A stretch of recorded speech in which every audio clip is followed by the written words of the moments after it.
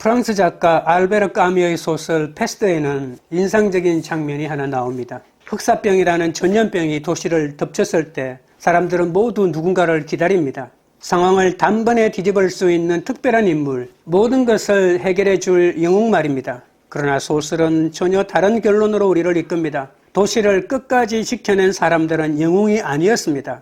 가장 뛰어난 사람도 가장 용감한 사람도 아니었습니다. 다만 도망치지 않고 자기 자리를 떠나지 않았던 사람들이었습니다. 위기의 시간을 통과하게 만든 힘은 무엇을 더 해내는가가 아니라 무너지지 않고 끝까지 서 있었는가에 있었습니다. 이 이야기는 우리에게 한 가지 질문을 남깁니다. 위기의 순간 무엇이 한 사람을 끝까지 그 자리에 서 있게 만듭니까? 오늘 바울은 영적 전쟁 한가운데서 우리에게 이렇게 말합니다. 버티는 힘은 특별한 능력에 있지 않다고 말입니다. 진리로 허리를 띠고 그 자리에 서 있는가 바로 그것입니다. 첫째로 진리의 허리띠는 모든 갑주의 출발점입니다. 14절 A입니다. 그런적서서 진리로 너희 허리띠를 띠고. 사도 바울은 영적 전쟁을 이야기하면서 먼저 이걸 해라 저걸 해라고 말하지 않습니다. 공격하라고도 하지 않고 앞으로 나가라고도 하지 않습니다. 바울의 첫 마디는 그런적서서입니다. 먼저 서 있으라는 겁니다. 싸우기 전에, 움직이기 전에 지금 내가 제대로 서 있느냐를 보라는 말입니다. 그런데 바울은 우리가 그냥 가만히 있으면 자동으로 서 있을 수 있는 존재라고 생각하지 않습니다. 기준 없이, 붙잡는 것 없이 사람은 오래 서 있지 못합니다. 바울은 다른 갑주 이야기보다 먼저 한 가지를 제시하죠. 진리로 너희 허리띠를 띠고. 당시 전쟁을 아는 사람이라면 이 순서가 아주 당연하게 들렸을 겁니다. 고대 군인에게 허리띠는 장식이 아니었습니다. 기본 중에 기본이었습니다. 허리띠를 매지 않으면 싸움을 잘못하는 정도가 아니라 아예 전장에 설 수가 없었습니다. 이것은 실력의 문제가 아니라 출발 조건의 문제였습니다. 바울은 바로 그 그림을 영적 전쟁에 가져옵니다. 영적 전쟁에서 가장 먼저 점검해야 할 것은 내가 얼마나 잘 싸우느냐가 아닙니다. 무엇을 더 해야 하느냐도 아닙니다. 먼저 물어야 할 질문은 지금 나는 싸움에 설 수 있는 상태인가? 입니다. 그리고 그 서 있음의 기준이 바로 진리라는 것입니다. 여기서 말하는 진리는 단순한 지식이나 정보가 아닙니다. 상황에 따라 흔들리는 감정도 아닙니다. 하나님께서 계시하는 말씀, 곧 변하지 않는 기준입니다. 이 진리가 느슨해지면 신앙은 여전히 움직이는 것처럼 보일 수는 있어도 이미 중심이 무너진 상태가 됩니다. 그래서 바울의 순서는 단순한 비유가 아니라 깊은 신학적 선언입니다. 진리는 모든 갑주를 서로 연결해주는 중심축입니다. 그래서 진리가 바로 서지 않으면 다른 모든 갑주도 제 기능을 할 수 없습니다. 의의 흉배도 믿음의 방패도 구원의 투구도 모두 진리 위에 서 있을 때만 의미를 가집니다.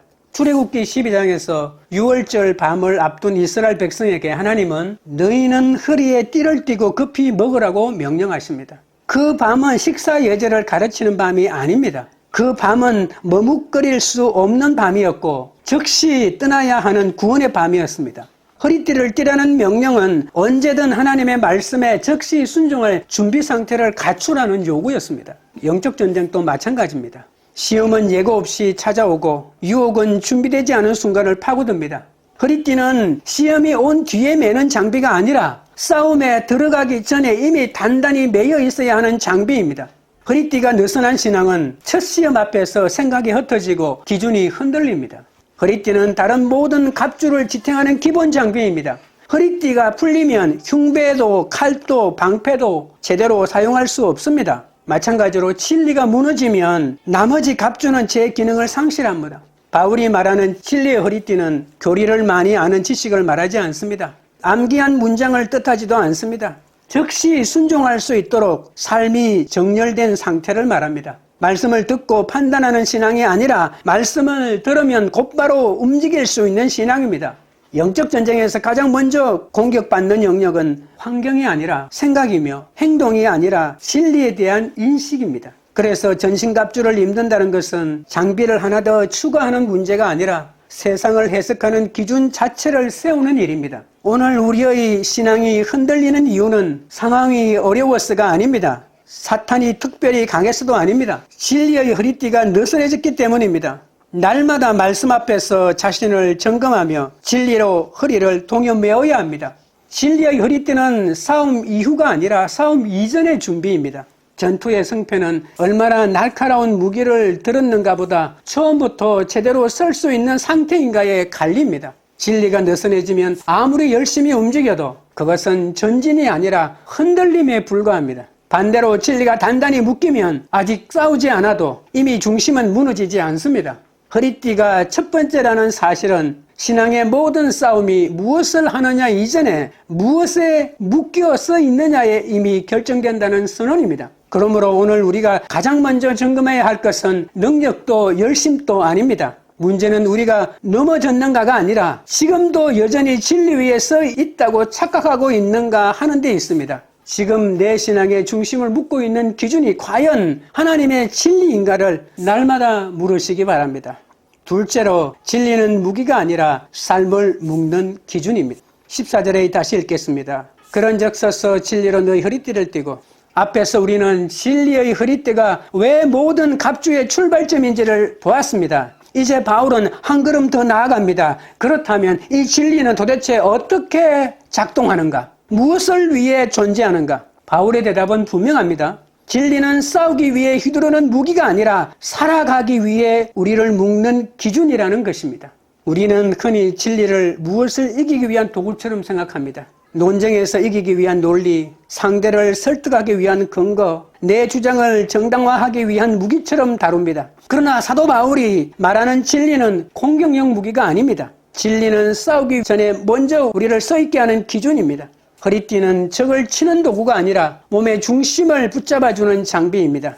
중세 유럽을 휩쓴 패스트가 무서웠던 이유는 단지 많은 사람이 죽었기 때문만은 아니었습니다. 무엇이 안전한지 무엇이 위험한지 판단할 기준이 무너졌을 때 사람들은 병보다 먼저 혼란 속에서 무너졌습니다. 기준을 잃은 사회는 스스로 균형을 유지할 수 없었습니다. 사도 바울이 말하는 영적 전쟁도 이와 다르지 않습니다. 영적 전쟁에서 성도가 무너지는 방식은 반드시 쓰러지는 것이 아니라 기준을 잃는 데서 시작합니다. 기준만 흔들어 놓아도 성도는 스스로 균형을 잃기 때문입니다. 영적 전쟁에서 진리는 종종 정면으로 부정되기보다 기준 자리에서 밀려나는 것입니다. 이 말씀이 틀렸다고 말하지 않고 하나님이 참으로 그렇게 말씀하셨느냐고 묻습니다. 문제는 명령이 아니라 해석입니다. 진리를 부정하는 것이 아니라 진리를 다르게 보도록 만드는 것이죠. 이 때문에 바울은 진리를 허리띠에 비유합니다. 허리띠가 느슨해지면 갑옷을 입고 있어도 움직일수록 더 불편해집니다. 신앙도 마찬가지입니다. 말씀은 붙잡고 있지만 그것이 삶의 기준이 되지 않을 때 신앙은 능력이 아니라 짐이 됩니다. 진리는 싸우기 위해 휘두르는 것이 아니라 살아남기 위해 붙드는 기준입니다. 기준이 무너지면 죄보다 먼저 혼란이 찾아옵니다. 성경이 말하는 진리는 단순한 도덕률이나 성실함이 아닙니다. 주관적 느낌도 아니고 상황에 따라 달라지는 판단도 아닙니다. 진리는 객관적으로 주어진 하나님의 계시이며 우리의 삶을 실제로 묶는 기준입니다. 믿음을 고백하지만 삶이 따라주지 않는 신앙, 은혜는 말하지만 십자가를 삶의 중심에 두지 않는 신앙, 고백은 있으나 회개로 이어지지 않는 신앙은 진리를 부정하는 신앙은 아닐 수 있으나 진리로 묶인 신앙이라고 말할 수는 없습니다. 그것은 진리를 알고는 있으나 그 진리가 삶을 지배하지는 않는 상태입니다. 진리는 동의의 대상이 아니라 순종의 기준입니다. 받아들일 수 있는 부분만 취하고 불편한 부분은 미루어 두는 순간 진리는 더는 기준이 아니라 참고 의견으로 전락합니다. 그때부터 신앙은 방향을 잃고 말씀은 힘을 잃습니다. 진리를 안다는 것은 지식을 소유했다는 뜻이 아니라 판단의 주도권을 말씀 앞에 내려놓았다는 뜻입니다. 내 감정과 경험과 계산을 하나님의 말씀에 묶어두고 그 위에 나를 세우는 것입니다. 이 질서가 무너지면 신앙은 여전히 말은 하지만 내 삶을 이끌지는 못합니다. 말씀이 허리띠가 아니라 감정이 허리띠가 되는 순간 우리는 오늘은 순종하다가도 내일은 정반대의 결정을 하게 됩니다. 그래서 바울은 진리로 허리띠를 띠라고 말한 것입니다. 영적 전쟁에서 가장 위험한 순간은 진리를 변하지 않는 사실이 아니라 여러 해석 중 하나로 격화시킬 때입니다. 그 순간 허리띠는 느슨해지고 신앙의 중심은 무너집니다. 진리는 상황에 따라 수정되지 않고 다수결로 결정되지 않습니다. 진리의 근거는 사상이 아니라 인격 곧 예수 그리스도이기 때문입니다. 예수님은 내가 곧 길이요 진리요 생명이라고 말씀하셨습니다. 하나님의 말씀 자체가 진리입니다. 그러므로 진리의 허리띠를 띈다는 것은 곧 그리스도 안에 거하는 것입니다. 진리가 정보가 아니라 인격이며 해석이 아니라 기준이라는 사실을 명심하십시오. 기준이라는 말은 다른 모든 판단이 그 앞에서 멈추고 재정렬되어야 한다는 뜻입니다. 이 진리가 실제 상황에서 어떻게 작동하는지를 마태복음 4장에서 볼 수 있습니다. 공생애를 시작하시기 전 예수님은 광야에서 극심한 시험의 순간을 맞이하십니다. 하나님의 아들이라면 당연히 할 수 있는 선택들이 눈앞에 놓인 자리였습니다. 그러나 예수님은 하나님의 아들로서의 정체성이 시험받는 순간마다 감정이나 가능성으로 판단하지 않으시고 기록되었을 때라는 기준으로 응답하셨습니다. 말씀은 버려지지 않지만 부분적으로 취해지고 선택적으로 적용되기 시작합니다. 가장 위험한 신앙은 말씀을 모르는 신앙이 아니라 말씀을 알면서도 삶의 기준으로 삼지 않는 신앙입니다. 진리를 여러 판단 중 하나로 두는 순간 허리띠는 풀리고 전투 자세는 무너집니다. 말씀이 중심에 있지 않으면 상황에 반응하고 감정에 끌려가며 경험에 의존합니다. 문제는 우리가 진리를 부정해서 무너지는 것이 아니라 진리를 참고 의견으로만 두고 다른 판단을 그 위에 올려놓는 데 있다는 사실을 잊지 마십시오. 이 지점에서 우리는 자연스럽게 한 가지를 점검하게 됩니다. 지금 우리의 판단을 실제로 지배하는 기준은 무엇인가 하는 문제입니다. 이 선택이 하나님의 진리 위에 서 있습니까? 아니면 순간의 불안과 상처, 두려움에 반응하고 있습니까? 기준이 흐려지는 순간 성도는 외부의 공격이 없어도 스스로 균형을 잃기 시작합니다. 진리의 흐릿대는 문제를 없애주지는 않지만 문제 앞에서 흔들리지 않게 붙들어줍니다. 오늘 우리가 붙들어야 할 것은 더 나은 감정이 아니라 변하지 않는 하나님의 말씀입니다. 그러므로 지금 이 자리에서 다시 한번 진리로 허리를 동여매고 말씀 위에 굳게 서야 합니다. 그렇다면 사탄은 이 기준을 어떻게 무너뜨릴까요? 셋째로 마귀는 진리를 부정하지 않고 느슨하게 만듭니다. 14절 A입니다. 그런즉 서서 진리로 너희 허리띠를 띠고. 그렇다면 진리의 허리띠는 언제 어떻게 메어야 합니까? 바로 이 지점을 마귀는 노립니다. 바울의 비유는 분명합니다. 허리띠는 전투 중에 매는 장비가 아닙니다. 이미 매여 있는 상태로 전투에 들어가는 장비입니다. 이 말은 진리가 필요해지는 순간에 급히 찾는 지식이 아니라 평소에 삶을 묻고 있어야 하는 기준이라는 뜻입니다. 위기가 오면 우리는 본능적으로 반응합니다. 그 순간 드러나는 것은 그동안 무엇을 알고 있었느냐가 아니라 무엇으로 묶여 있었느냐입니다. 그래서 성도의 영적 훈련은 정보의 축적으로 끝나지 않습니다. 진리를 반복해서 삶의 기준으로 삼고 선택의 근거로 삼고 판단의 중심에 두는 훈련입니다. 허리띠는 눈에 잘 띄지 않지만 하루 종일 풀리지 않도록 단단히 유지되어야 합니다. 바울은 우리를 진리를 배우는 성도에서 진리를 메고 사는 성도로 부르고 있습니다. 바울은 반복해서 서서라고 말합니다. 싸우라고도 추격하라고도 하지 않습니다. 왜입니까? 성도의 사명은 새로운 진리를 만들어내는 것이 아니라 이미 기록된 진리 위에 굳게 서는 것이기 때문입니다. 진리는 성도를 흥분시키지도 않지만 흔들리지 않게 붙들어준다는 사실입니다. 감정이 요동쳐도 상황이 흔들려도 진리는 성도를 제자리에 세웁니다. 그래서 사탄의 전략은 분명합니다. 그는 성도를 향해 달려들기보다 성도가 서 있는 자리를 먼저 흔듭니다. 진리 위에 서지 못하게 만들면 충분하기 때문입니다. 사탄은 진리를 정면으로 부정하지 않습니다. 그것은 너무 노골적이기 때문입니다. 대신 진리를 느슨하게 해체합니다. 은혜는 말하게 하되 회개는 지워버리고 사랑은 말하게 하되 십자가는 불편하게 만듭니다. 진리는 남겨두지만 그 진리가 삶을 결정하지 못하도록 만듭니다. 이것이 마귀의 전쟁 방식입니다. 성도를 쓰러뜨리는 데까지 갈 필요가 없는 것이죠. 진리를 삶의 기준 자리에서 한 칸만 밀어내면 충분합니다. 그 순간 성도는 여전히 믿는 것처럼 보이지만 드는 말씀으로 판단하지 않고 상황으로 계산하며 감정으로 반응하기 시작하는 겁니다. 사탄이 가장 원하는 신앙은 진리를 부정하는 신앙이 아니라 진리를 알고 있되 따르지는 않는 신앙입니다. 고백은 남아있지만 기준은 사라진 상태. 이것이 영적 전쟁에서 가장 위험한 자리입니다.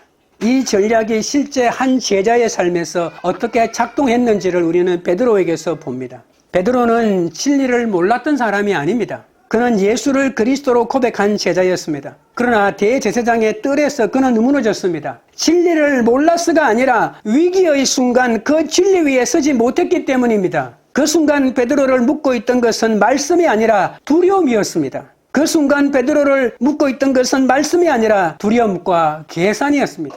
베드로에게는 진리가 없던 것이 아니라 그 진리가 아직 그의 삶을 단단히 묶고 있지 않았던 것입니다. 허리띠가 매여져 있지 않으면 가장 두려운 순간 가장 먼저 풀려버립니다. 베드로의 실패는 배신 이전에 기준을 상실했다는 것입니다. 그리고 이것이 바로 우리가 너무 쉽게 빠지는 자리라는 것이죠. 예배당이 아니라 일상에서, 기도회가 아니라 아무도 신앙을 묻지 않는 순간에 우리는 말씀보다 상황으로 판단합니다. 그러나 베드로는 거기서 끝나지 않았습니다. 그의 회복은 더 강한 의지에서 나오지 않았습니다. 부활하신 주님 앞에서 다시 무엇을 기준으로 살 것인지를 회복했기 때문입니다. 요한복음 21장에서 예수님은 베드로에게 새로운 능력도 새로운 사명도 더 큰 결단도 요구하지 않았습니다. 내가 나를 사랑하느냐? 이 질문은 감정을 묻는 말이 아니라 무엇으로 내 삶을 묻고 살 것인지를 묻는 말이거든요. 베드로의 회복은 감정의 회복이 아니라 기준의 회복이었습니다. 사랑하는 성도 여러분, 진리의 허리띠는 주일에만 매는 장비가 아닙니다. 매일 말씀 앞에서 내 생각과 판단과 선택을 다시 묶는 지속적인 영적 결단입니다. 진리 위에 서지 않으면 어떤 열심도 어떤 감정도 어떤 경험도 우리를 끝까지 지켜주지 못합니다. 우리는 흥분하지 않아도 됩니다. 다만 무너지지 않으면 됩니다.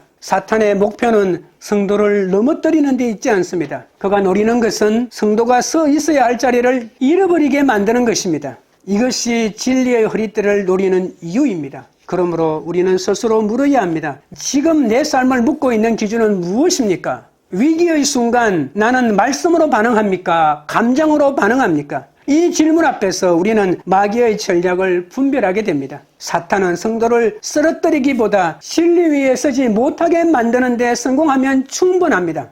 진리는 한번 묶었다고 유지되는 것이 아니라 날마다 다시 묶지 않으면 반드시 느슨해집니다. 허리띠가 느슨해진 신앙은 싸우기도 전에 이미 균형을 잃어버립니다. 진리의 허리띠는 선택사항이 아니라 전투에 들어가는 최소 조건입니다. 진리의 허리띠는 진리를 알고 있는가 보다 더 중요한 것은 그 진리가 지금 나를 묶고 있는가입니다. 이 질문을 회피하지 않고 붙드는 것이 마귀의 관계를 무너뜨리는 첫 번째 승리입니다. 사탄이 가장 선호하는 상태는 무너진 성도가 아니라 이미 서 있다고 확신하며 더 이상 점검하지 않는 성도입니다. 점검이 멈춘 자리에서 영적 전쟁은 이미 시작되었습니다.